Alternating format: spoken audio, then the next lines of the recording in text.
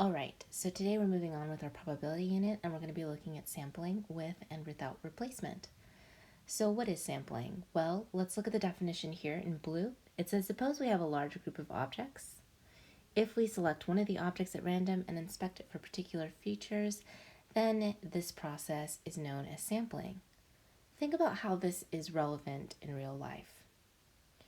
So if the object is put back in the group before an object is chosen again, we call it sampling with replacement. So you're taking the object, you're sampling it for quality. Oftentimes, let's say you're working in an assembly line for a product. You sample that product, you have quality assurance, and then if that object is found to be of quality, then you put it back in the assembly line. If you take that object and you realize that that object is defective, then you put that object aside, and while you've sampled it, you have not replaced the object back in the assembly line. You've put it aside because it's defective. So that's called sampling without replacement. Now, like I said, this is commonly used in quality control. Sometimes with certain objects, you can't really sample them. For example, with an egg, sometimes, very rarely, you'll find an egg has two yolks, but there's really no way you can sample to see if that's going to occur in the dozen of eggs that you might be selling to consumers unless you actually crack open the egg. Same thing is true for chocolates or, other consumable products. You can't really sample those products while they're in assembly because that's going to mean that you're going to have to destroy the object or break the object or crack the object. So now we're going to consider a box containing 3 red, 2 blue, and 1 yellow marble. If we sample 2 marbles, we can do this either with replacement, so we can take the marble, inspect it, and put it back, or without replacement. We can take the marble and we can put it aside, and then we can grab another marble. So let's put together a tree diagram. So go ahead and put together a tree diagram. You've got 3 red, 2 blue, and 1 yellow marble. Pause the video and create a tree diagram that illustrates the sample space that you have for drawing 2 marbles, both with replacement and without replacement. Go ahead and do this now. Now, here are the 2 tree diagrams. Obviously, they're going to have very different probabilities attached to those second branches, depending on whether or not you replace the object. So on the left side, we have with replacement. So we talked about last time, instead of just drawing branches with letters that represent the objects, like a red marble or a blue marble or a yellow marble, we actually put the probabilities on the branches' sides. So that allows us, for example, to determine the probability of getting a red marble and then a red marble.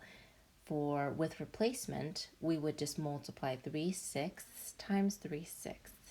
Now, if we do not replace the red marble, we would multiply 3/6 times 3/5. And you can see highlighted in green the probability of getting a blue and then a red. So if you do with replacement, that would be 2/6 times 3/6. Without replacement, that would be 2/6 times 3/5. So notice that if you replace the objects, that is known as dealing with 2 independent events. We talked about that last time. Why is that? Well, because the probability of one does not affect the other because ultimately you're replacing the object. However, if you don't replace the object, then obviously you're affecting that frequency in the denominator. You're affecting the probability of the other object because instead of being out of 6 marbles, it's now out of 5. So remember the difference between independent events and dependent events. When the unit gets very challenging, especially for extended students, the second half of the unit, it's important to know the difference. Now, using a tree diagram, that tree diagram that you already drew for the sample space and the 3 red, the 2 blue, and the 1 yellow marble, go ahead and answer question A and question B. Pause the video and see if you can get this correct. Now remember that oftentimes to answer these questions, it's beneficial to write out the sample space. What's the sample space? Well, recall that the sample space is just a set. Whenever we were studying set theory, remember the notation. So in set theory, and I'm not going to write out the full sample space because you already have the tree diagram on the previous page, but just as a quick reminder, when we write out the sample space, or if you have a question that asks about the sample space, that you're actually drawing a set. So it would be with those cloud brackets there. And so you could draw a red marble and then another red marble. Then you could draw a red marble and then a blue marble. Then you could draw a red marble and then a yellow marble, etc. Of course, you would close that cloud bracket on the other side. Now, we're just looking at two different colors. We don't really care the combination as long as they're not the same. So no red, red, blue, blue, or yellow, yellow. Well, in other words, just like we learned the other day, this is really a combination of our and our or rules, right? So, in other words, we want to determine the probability of getting two different colors. So we could get red and then blue. So that's where that multiplication comes. Or we could get red and then yellow. Or we could get blue and then red. Or we could get yellow and then red. Remember that getting red and then yellow is different than getting yellow and then red. Or we could get blue and then yellow.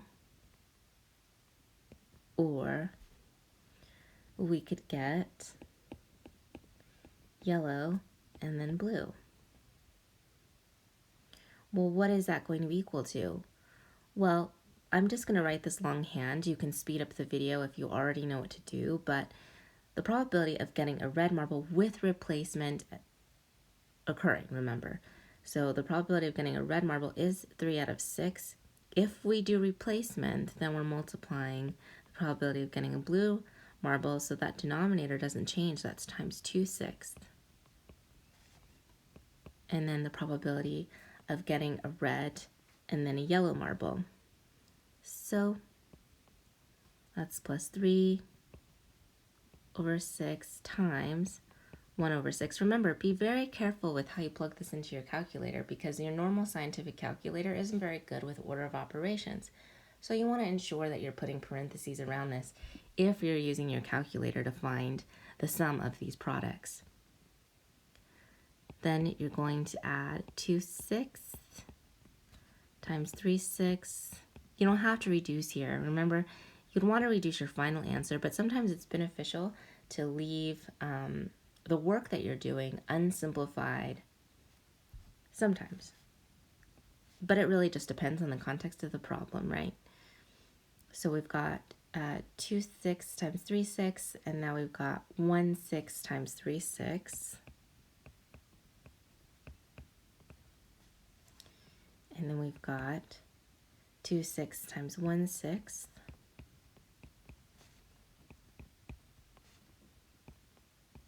And then we've got 1/6 times 2/6. So that's 1, 2, 3, 4, 5, 6. 1, 2, 3, 4, 5, 6. We find the resultant and we reduce the fraction and we get 11/18. All right, now go ahead and try part B. I'm going to erase my board and then I will reveal the answer. So pause the video and give yourself a few moments to find B and then resume the video and I will have the solution.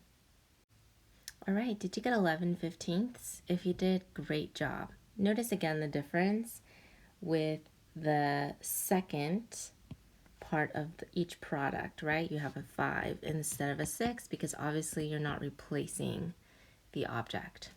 Okay, we're going to end these notes with this last example, and I'm just going to talk you through how to answer an at least problem, because you will often find at least in problems dealing with probability.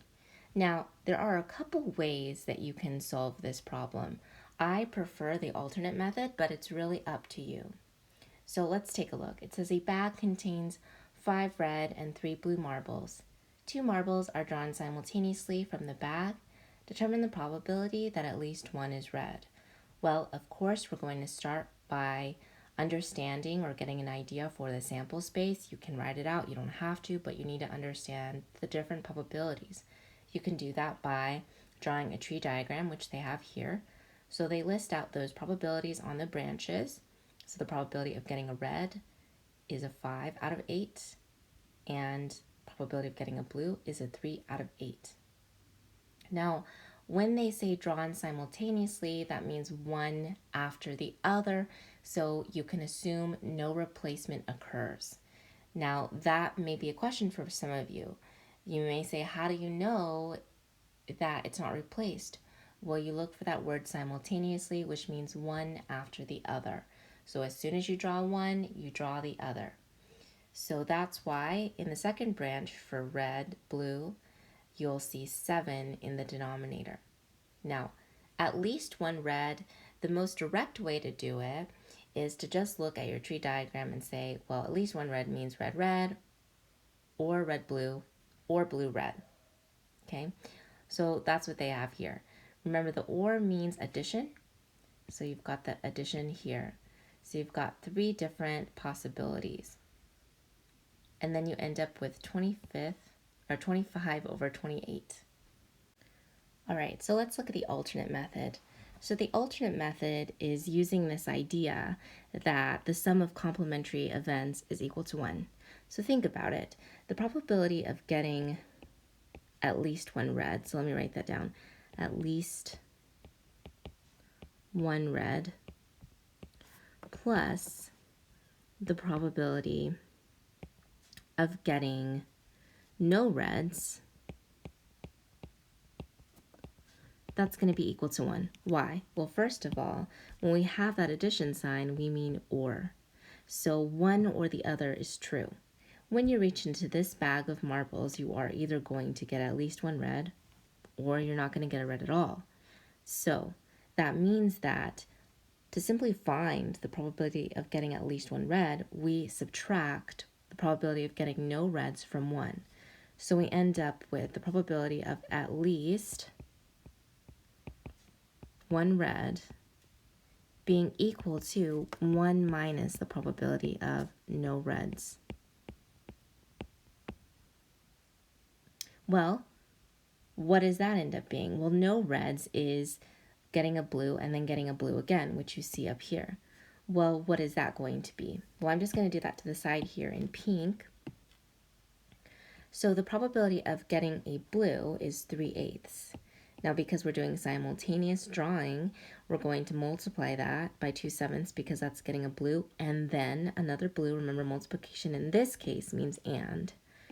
So we can very easily reduce that to 1/4, and then we end up with 3 over 28. Well, then you take 1 minus 3 over 28, and you end up with 25 over 28 as well. So 2 ways to look at this problem. So whatever works for you is, what I want you to use, whatever method works for you. So your assignment for today is to just watch this video and take notes, and for tomorrow's class you'll just have a worksheet on these concepts.